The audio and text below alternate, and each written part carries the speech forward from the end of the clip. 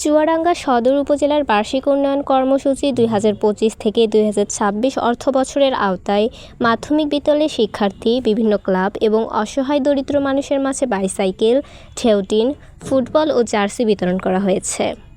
রবিবার বিকেলে চুয়াডাঙ্গা সদর উপজেলা পরিষদের সম্মেলন কক্ষে আয়োজিত আলোচনা সভা শেষে এসব উপকরণ বিতরণ করা হয়। অনুষ্ঠানে সভাপতিত্ব করেন সদর উপজেলা নির্বাহী কর্মকর্তা তিথি মিত্র।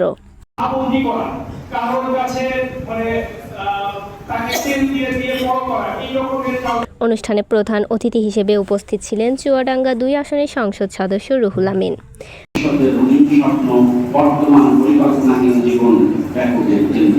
আমরা ব্যাপকের জিন্দি থেকে বেরিয়ে আসতে চাই, আমরা এইরকম দুঃসাহসিক জিন্দিগি থেকে বেরিয়ে আসতে চাই, আমরা দুর্নীতিকরণের একটা জাতি থেকে বেরিয়ে আসতে চাই, আমরা চাঁদাবাজি ওলা জাতি থেকে আমরা বেরিয়ে আসতে চাই, আমরা বিনা কারণে মানুষকে ছোট করার প্রবণতা থেকে বেরিয়ে আসতে চাই। নিজে যারে বড় বলে বড় সেই নয়, লোকে যারে বড় বলে বড় সেই নয়, এই জায়গায় আমরা ফিরতে চাই। আসুন আমরা।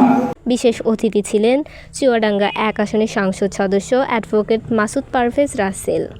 অনুষ্ঠানে জানানো হয়, চুয়াডাঙ্গা ১ আসনের সদর উপজেলার মাধ্যমিক বিদ্যালয়গুলোতে ২৩টি বাইসাইকেল, ৪০ সেট জার্সি, ৯০টি ফুটবল এবং বিভিন্ন শিক্ষা প্রতিষ্ঠান, ক্লাব ও অসহায় পরিবারের মাঝে ৪০ বান্ডিল ঢেউটিন বিতরণ করা হয়েছে।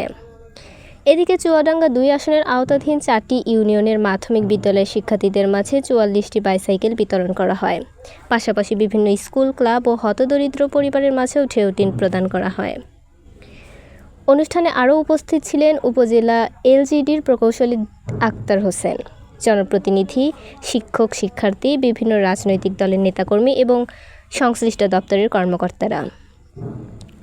বক্তারা বলেন, শিক্ষা, খেলাধুলা ও সামাজিক নিরাপত্তা নিশ্চিত করতে সরকারের এ ধরনের সহায়তা কার্যক্রম ভবিষ্যতেও অব্যাহত থাকবে।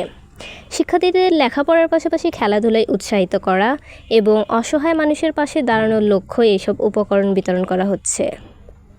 রাবেয়া সুলতানা রিয়া, বাংলা লেন্স।